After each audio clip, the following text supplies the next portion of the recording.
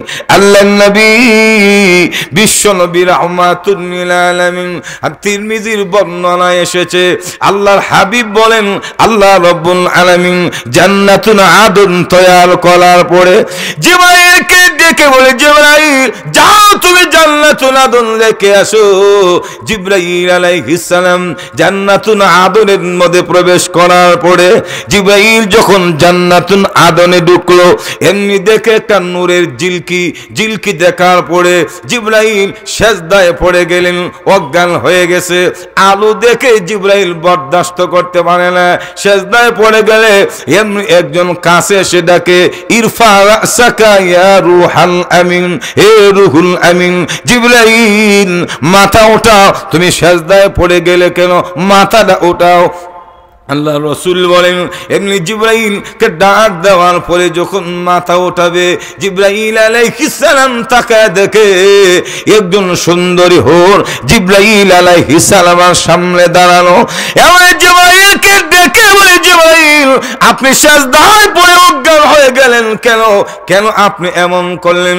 জিবরাইল আলাইহিস সালাম বলে, আমি জান্নাতুন আদনের ভিতরে যে নূরের জিলকে দেখেছি, ওই জিলকের কারণে আমি ভাবছি আল্লাহর নূরের তাজাল্লি, তাই আমি অজ্ঞান হয়ে সেজদায় পড়ে গেলাম। এমনি ওই মহিলাটা বলে, ও জিবরাইল এটা নূরের জিলকি নয়, আপনার আগমন জান্নাতুন আদনে দেখে আমি যে একটা হাসি দিয়েছি, আমার হাসির কারণে পুরো জান্নাত আলোকিত হয়ে গেছে। আমি আপনাদের সামনে মহান আল্লাহ রাব্বুল আলামিনের ঋষিবাণী পবিত্র কুরআনুল কারীম থেকে আয়াতে কালিমা তেলাওয়াত করেছি। আল্লাহ রাব্বুল আলামিন যেন আমাকে তেলাওয়াত কিতাবকে সামনে রেখে অত্যন্ত নিষ্ঠার সাথে সহিহ নিয়তে কিছু কথা বলার তৌফিক দান করেন, এবং আপনাদেরকেও আমলের নিয়তে কথাগুলি হৃদয়ের কান দিয়ে শ্রবণ করার তৌফিক দান করেন। সকলে বলুন আমিন। আমাকে বিষয়বস্তু দেওয়া হয়েছে জান্নাতের নিয়ামত এবং জাহান্নামের ভয়াবহতা, তাই এই বিষয়ে কিছু কথা বলবো। বাকি আলোচনা শুরু করার আগে একটু অনুরোধ করব, আপনারা যে সুন্দরভাবে বসে আছেন এই সুন্দরটা আমার কাছে সুন্দর লাগতেছে না, এজন্য মেহেরবানি করে একটু সামনে আসেন। এই যে আমার সিনা বরাবর পেছনে যারা আছেন একটু মেহেরবানি করে কষ্ট করে একটু উভয় আসে বলেন, সামনে আসেন, একটু সামনে আসেন। বই পড়ার কোনো কারণ নাই যে হুজুর নিয়ে আবার লম্বা বয়ান করে আমরা ঘুমে ডিস্টার্ব করে, এমন অভ্যাস আমার নাই। কারণ খাইরুল কালামি মা কাল্লা ওয়া দাল্লা, সর্বোত্তম কথা ওই কথা যেই কথা সংক্ষিপ্ত হয় এবং দলিল সম্পন্ন হয়। বেশি লম্বা কথা বললে এই কথাগুলি শ্রোতারা জেহেনে রাখতে পারে না, এরকম ঠিক কিনা? আর আপনারা যে শুনতে শুনতে একবারে মোটামুটি অধৈর্য হয়ে গেছেন, শেষ পর্যায়ে আলোচনা কোন সময় দোয়া হবে আর আখনিটা খাইবেন, এটা ভিতরে ভিতরে একটু কাজ করতেছে, আমি বুঝতেছি বিষয়টা। এই জন্য ঠান্ডা হবে না, মোটামুটি গরম থাকতে থাকতেই বয়ান শেষ হবে। তো অনেক আমি খেলাম কথা বলেছেন, হযরত মাওলানা মুফতি নজরুল ইসলাম কাসেমি দামাত বারকাতুম তিনিও কথা বলেছেন। আর আমার আইনা দিছেন একবার সর্বশেষ দইয়ের ফালাই। এখন কিসের ফালা? দই। দই বুঝেননি আপনারা? দই খাননি? ফিন্নি ফিন্নি দই, দই ফিন্নি কিন্তু একবারে বেশি দেওয়া হয় না, মাপে মাপা, ওয়ান টাইম গ্লাস একটা। এখন ঠিক না? একটু হাবা না কয়ে নাকি তা গামলা বইলে আপনারে দই কিন্তু এক গ্লাস, আর একটা যদি খান তাহলে ছায়া নিতে হবে, আর একটা দেন। মজুর এখন ঠিক কিনা? তো আমিও মোটামুটি দইয়ের ভালা, সুতরাং দই যেমন বেশি দেয় না, আপনাদের মেজাজ এবং আখনি সব মিলে আমি একবারে লং টাইম বয়ান করবেন ইনশাআল্লাহ। সুতরাং বই পড়ার কোনো কারণ নাই। তো আসল যে বিষয়বস্তু দেওয়া হয়েছে জান্নাতের নিয়ামত, জাহান্নামের ভয়াবহতা। জান্নাত শব্দের অর্থ হলো গোপনীয় গণ বৃক্ষের ছায়া। এটা গোপন আছে, প্রকাশ্য দেখা যায় না। নাকি তা জান্নাত দেখেছেন আপনারা? কে কে দেখছেন? হাত তুলেন। কেউ দেখছেন? মুখে বলতো না, একটু জোরে বলবেন। দেখছেন আপনারা কেউ? হ্যাঁ, মোটামুটি একটু সারা টারা দিয়েন। তো তো ওই জান্নাত আল্লাহ রাব্বুল আলামিন কাদেরকে দিবেন? আল্লাহ কোরআন শরীফে বলেন দুইটা গুণ যাদের মধ্যে আছে আল্লাহ তাদেরকে জান্নাতের নিয়ামত দান করবেন। সুবহানাল্লাহ বলেন। তাহলে গুণগুলি কি একটু জানার দরকার আছে না? কারণ জান্নাতে তো সবাই যাইতে চায়, নাকি তা আয়না করে যাইতেছেন আপনারা? একটু বলে বলেন, আয়না করে তো কেউ যাবেন না, জাহান্নামে তো যাবেনই না, প্রশ্নে আসে না। কিন্তু জান্নাতে যাওয়ার লোভ আগ্রহ সবার অন্তরে আছে, যখন আসেনি তো আল্লাহ বলেন ওয়াল্লাযীনা আমানু ওয়া আমিলুস সালিহাত উলাইকা আসহাবুল জান্নাহ। আল্লাহ রাব্বুল আলামিন বলেন যারা ঈমান এনেছে এবং নেক আমল করেছে, ঈমান এবং নেক আমল দুইটা গুণ যাদের মধ্যে থাকবে আল্লাহ রাব্বুল আলামিন বলেন উলাইকা আসহাবুল জান্নাহ, তারাই হলো জান্নাতি। সুবহানাল্লাহ বলেন।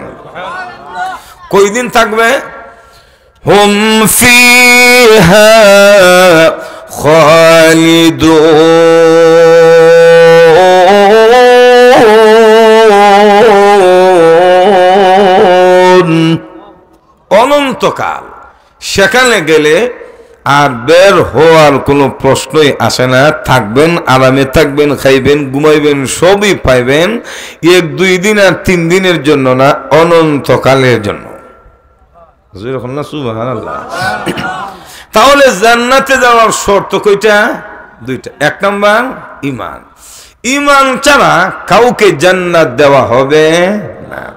এজন্য অংশন সূচি জুবাইদেন, বারাক ওবামা, এরপরে নরেন্দ্র মোদী যদি এই অবস্থায় মরে, ঈমান নাই না, রাজা হইতে পারে মगर জান্নাত যেত না। এখন ঠিক না, কারণ জান্নাতে যাওয়ার প্রথম শর্ত এদের মধ্যে নাই, এরা হলো বেঈমান। এখন ঠিক না, বুঝা যায় আপনারা বই টই হন। সুতরাং দ্বিতীয়বার স্বাধীন হয়েছে, বই হওয়ার তো কোনো কারণ নাই। তো জান্নাতে যাওয়ার প্রথম শর্ত হইল ঈমান। যখন ঠিক না, দুনিয়াতে যদিও বুক বিলাসিতার যত সামগ্রী আসবাবপত্র আছে এরা আছে, কিন্তু জান্নাতে যাওয়ার অনুমতিও পাবে না। বুক বিলাসের তো কোনো প্রশ্নই আসে না, দৈন্তেন নেই কেন না। যখন ঠিক না, এটা বোঝানোর জন্য বলি। আগে কিন্তু বিয়া শাদী হইতো রাত্রে, যখন ঠিক না। এখন হিন্দুরার বিয়া রাত্রে হয় বেশিরভাগ।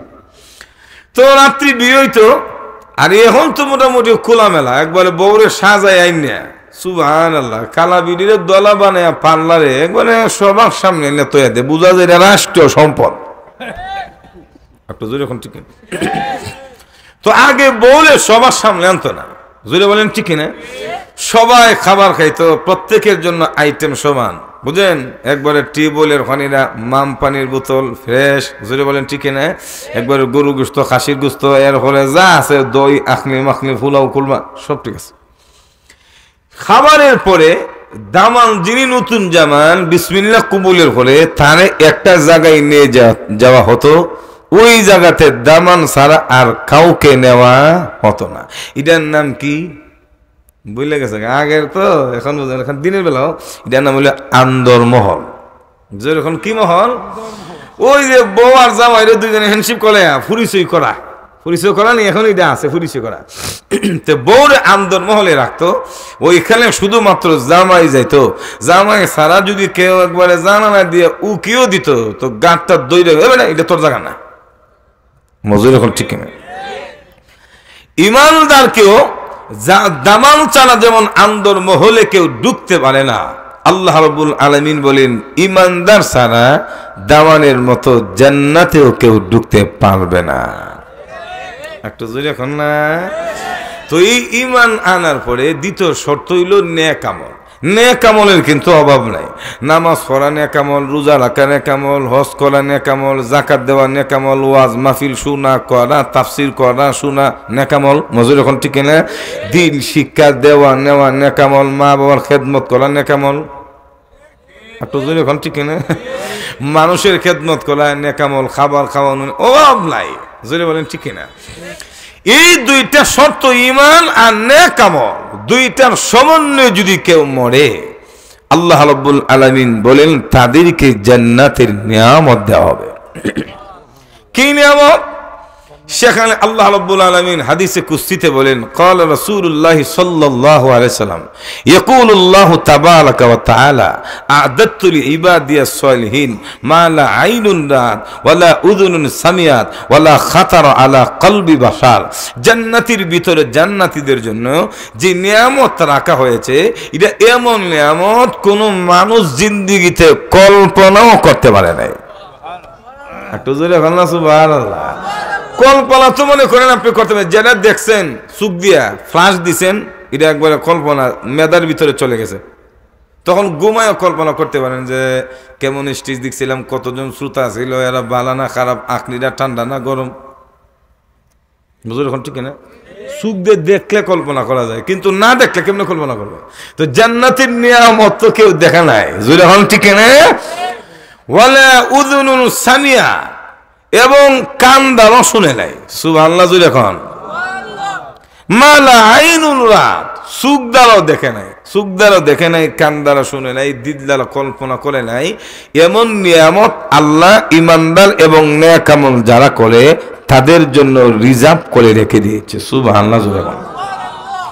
তো আপনি যদি দুইটা শর্তে নিয়ে মরতে পারেন, দুনিয়ার রাজা বাদশাহে যেমন ওয়েলকাম, মোবারকবাদ, আহলান সাহলান, গিড্ডাত লাগায়া সাদর সংবর্ধনা একটু দেন না, তো আল্লাহ রাব্বুল আলামিনের পক্ষ থেকেও বিশেষ বাহিনী থাকবে, ফেরেশতারা, এরও আপনাকে সাদর সংবর্ধনা জানায় রিসিভ করবে। সুবহানাল্লাহ জোরে এখন।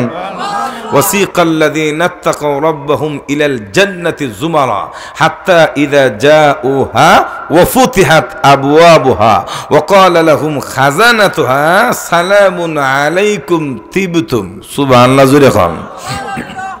আমরা যেমন এমপি সবাইলে, মন্ত্রী সবাইলে একটু সংবর্ধনা দেন না, গিটগাট লাগায়া, তো এলো আহলান সাহলান মারহাবাম বিকুম ডাকায়া ঢুকায়, বুঝেন না, একবার নিয়ে গিটের সামনে যাওয়ার ফলে গিটের যে প্রহরী আছে, দারোয়ান আছে, এরা গিট খুলে দিবে। সুবহানাল্লাহ জোরে এখন, আলো জোরে বলে, সালামুন আলাইকুম তিবতুম ফাদখুলুহা খালিদিন।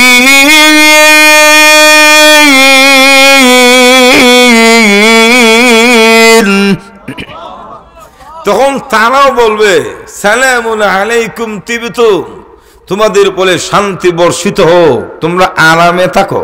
সুবহানাল্লাহ জোরে এখন। কারণ জান্নাতের ভিতরে তো কোনো ব্যায়াম নাই, দুঃখ নাই, কষ্ট নাই, সর্দি নাই, কাশি নাই, নাফা ট্যাবলেটও নাই। না বুঝা, আমি কি তা ইন্ডিয়া ওয়াজ করতেছি? কারণ নাফা ট্যাবলেট থাকবো কেমন? আপনার তো সর্দি কাশি তো না, মজুর এখন আরো জোরে বলেন না।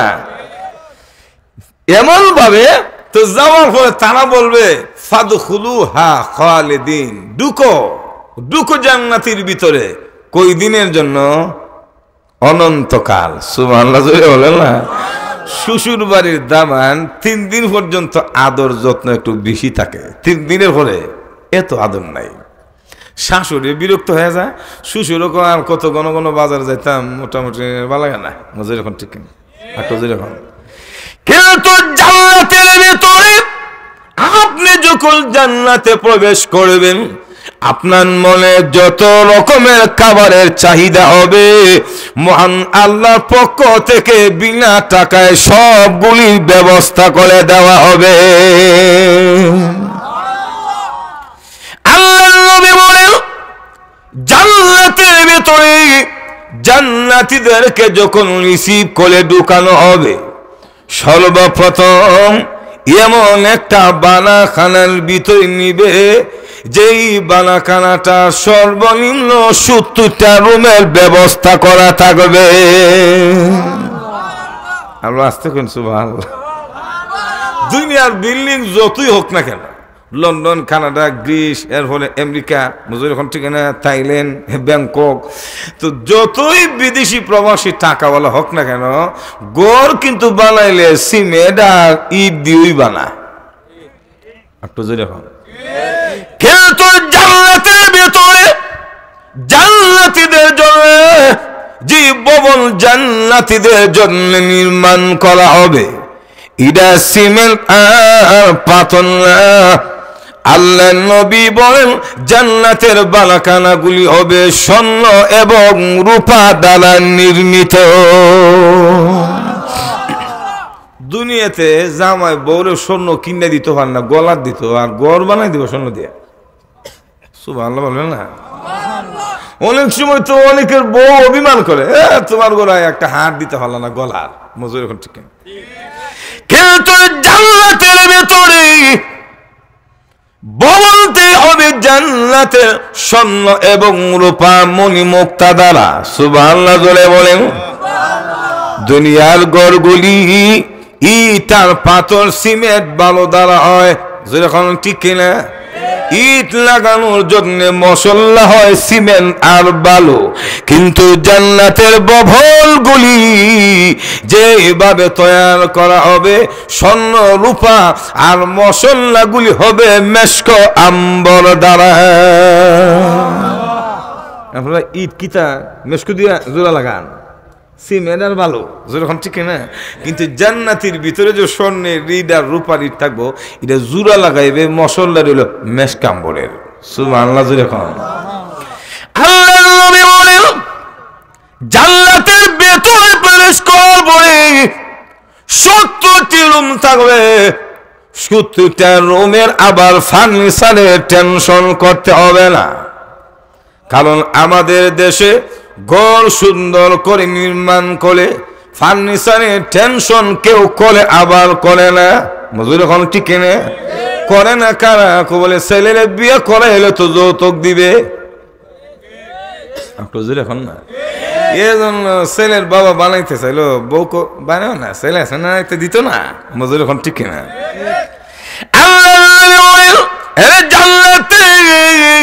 জান্নাতের ভিতরে তোমাকে 70 কামরার ঘর দেওয়া হবে, ভবন দেওয়া হবে, ফার্নিচারের জন্য টেনশন করতে হবে না।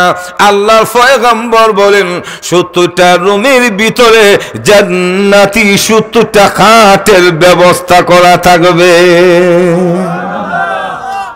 সুতরাং ফার্নিচার কিনার কোনো টেনশন নাই, যেরকম ঠিক কিনা? ঘরটা যদি সুন্দর হয় দেখবেন তো ফার্নিচার সুন্দর করে বানানোর মনে মনে কল্পনা করে। ফার্নিচার হয়ে গেলে ঘর সুন্দর, ফার্নিচারও সুন্দর, তখন মনে মনে কল্পনা করে ঘরওয়ালিটা যদি সুন্দর হইতো। এখন ঠিক না? কারণ সুন্দর ঘর সুন্দর বউ না থাকলে এটা বেশি সুন্দর লাগে না। একটু জোরে ঠিক কিনা? আরো জোরে বলেন না। আল্লাহর নবী বলেন জান্নাতের ভিতরে 70টা খাট থাকবে, আর 70টা খাটের মধ্যে তোমার সেবা দেওয়ার জন্য 70 জন জান্নাতি হুর জান্নাতি কাপড় পরে ঘুমটা মেরে অপেক্ষায় থাকবে। আর জোরে এখন না। এখন আসেন জান্নাতি হুরগুলি কেমন সুন্দর হবে, তাদের কাপড়ের দামটা কেমন বলবো একটু জোরে এখন। আমাদের দেশে অনেক সময় দেখবেন তো বিবাহের বাজারে বড় শাড়ি নিয়ে ঝগড়া করে, জামাইয়ের পক্ষ চা কোনো মতে আর বড় পক্ষ ধরবে হইতো না 70,000 দেখে নাও। ঠিক না? জান্নাতের ভেতরে জান্নাতি হুর তাদের গায়ের মধ্যে যে কাপড় থাকবে কাপড়গুলি এত দামি, আল্লাহর পয়গম্বর বলেন গোটা পৃথিবী যদি বিক্রি করে দেওয়া হয় জান্নাতি রমণীদের শাড়ির আসলের মূল্য দেওয়া সম্ভব হবে না। শাড়ির কুনাটার দাম ওই যদি এত হয় তো শাড়িটা কেমন হইব, কেমন দাম হইব? সুবহানাল্লাহ একটু জোরে এখন না। এমন ভাবে দামি কাপড় বলে 70টা খাটের মধ্যে আপনার জন্য অপেক্ষায় থাকবে। শুধু 70টা হুরের গায়ের মধ্যে একটা কাপড় না 70 জোড়া কাপড় থাকবে। আর একটু জোরে কর। আর জান্নাতি হুরগুলি এমন সুন্দর হবে 70 জোড়া কাপড়ের বাহির থেকে ওই জান্নাতি হুরের হাড্ডির ভিতরের ক্যালসিয়াম গুলি স্পষ্ট বাহির থেকে দেখা যাবে। সুন্দরটা কম না বেশি? এটা বিশ্ব সুন্দর ঐশ্বরিয়ার মতো। একটু এখন আরেকটা বাড়িছে না, ওই যে ইন্ডিয়ার বলে 257টা দেশের মধ্যে বলে সবচেয়ে বেশি সুন্দরী, এর নাম না কিতা বলে গেছে, মান্দানা কি মান্দানা না জানে, আমরা বলে মিডিয়া আছেন ঠিক আপনারা কন না। তলক করে দেখেন এই দেশের পৃথিবীতে যত সুন্দর, এরা তো এক জোড়া কাপড় ভরাইলেও চামড়া দেখা যায় না, মজুর এখন ঠিক না। আর জান্নাতি হুরগুলি এমন সুন্দর হবে, 70 জোড়া কাপড়ের ভেতর থেকে তার হাড্ডির ভিতরে যে লালা জাতীয় ক্যালসিয়াম এইটাও দেখা যাবে। একটু জোরে এখন না সুবহানাল্লাহ। তাদের মুখে তত এত মিষ্টি, আল্লাহ রাসূল বলেন কোন জান্নাতি হুর যদি এই পৃথিবীতে একবার থুতু নিক্ষেপ করত, গোটা পৃথিবীর পানিগুলি মধুর চেয়ে বেশি মিষ্টি হয়ে যেত। বিদির তুতু যদি এত মিডা, কথা না জানি কত মিডা লাগে। ঠিক কিনা? আরো জোরে বলেন না। আর আমার দেখবেন জান্নাতি হুর গুলির বর্ণনা দিতে গেলে আরো আছে বলবনি।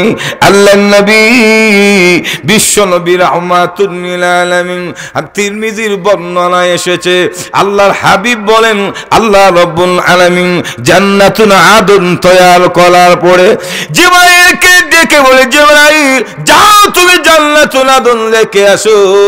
জিবরাইল আলাইহিস সালাম জান্নাতুল আদনের মধ্যে প্রবেশ করার পরে জিবরাইল যখন জান্নাতুল আদনে ঢুকলো, এমনি দেখে একটা নূরের ঝিলকি দেখার পরে জিবরাইল সেজদায় পড়ে গেলেন, অজ্ঞান হয়ে গেছে।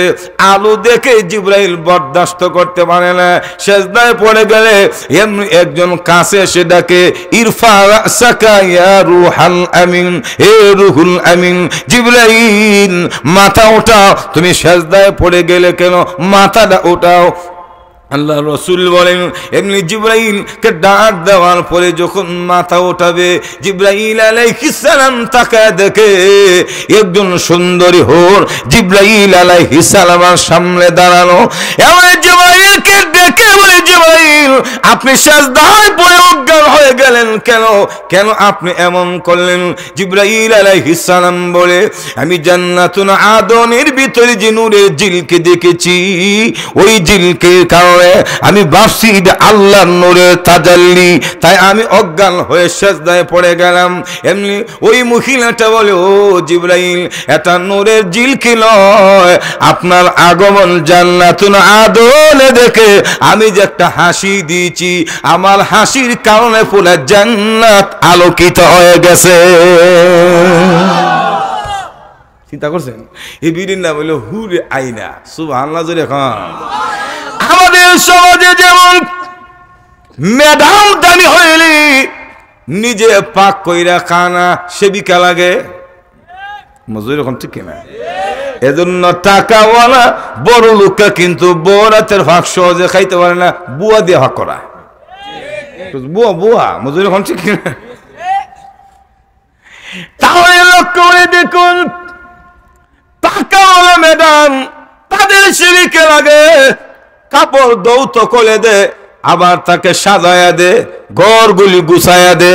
যখন ঠিক কিনে আল্লাহর নবী বলেন, ও আমার উম্মতেরা, জান্নাতের ভিতরে একজন হুর থাকবে ম্যাডাম, ওনার নাম হলো হুর আইনা। আন ইয়ামিনিহা সাবউনা আলফা খাদিমান ওয়ান শিমালিহা সাবউনা আলফা খাদিমান। আল্লাহ রাসূল বলেন হুর আইনার দাম এত মর্যাদা এত বেশি, তার ডান দিকে 70,000 খাদেমা। একটু আস্তে বলুন সুবহানাল্লাহ। তার বাম দিকে 70,000 খাদেমা। 70 আর 70 কত? 1 লক্ষ বলে গেছে 40,000 খাদেমা থাকবে। এবার চিন্তা করেন যে জান্নাতি ম্যাডামের 1,40,000 খাদেমা থাকবে, ম্যাডামটা কেমন দামি হবে? জিবরাইল বলে, ও জান্নাতি হুর, তোমাকে আল্লাহ কাদের জন্য তৈরি করা হয়েছে, কার জন্য তোমাকে আল্লাহ সৃষ্টি করলো? এমনি জান্নাতি হুর বলে, জিবরাইল, যে সমস্ত ঈমানদারেরা আল্লাহর বিধান মতো চলে এই পৃথিবী থেকে বিদায় হয়ে জান্নাতে আসবে, মহান আল্লাহ রাব্বুল আলামিন তাদের মনোরঞ্জনের জন্য আমাকে সৃষ্টি করেছে। একটু জোরে বলনা সুবহানাল্লাহ। ভালো করে দেখুন, নিম্নে 70 জন পাবেন, শুধু 70 জন না, কারণ আমি জান্নাতি হুরের কথাটা এজন্য বলছি, পুরুষের কিন্তু মনে মনে বেশি বিয়া করার তামান্না থাকে। এখন কইতেন না, এটা কিন্তু বাস্তব, ভিতরে গুতা ঠিক, কিন্তু ডরে করে না শ্বশুর বাড়ির বউয়ের।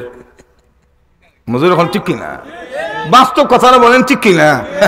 মনে মনে সা ঠিক হয়ে যায়, আর একটা সংসার যদি করতাম, কিন্তু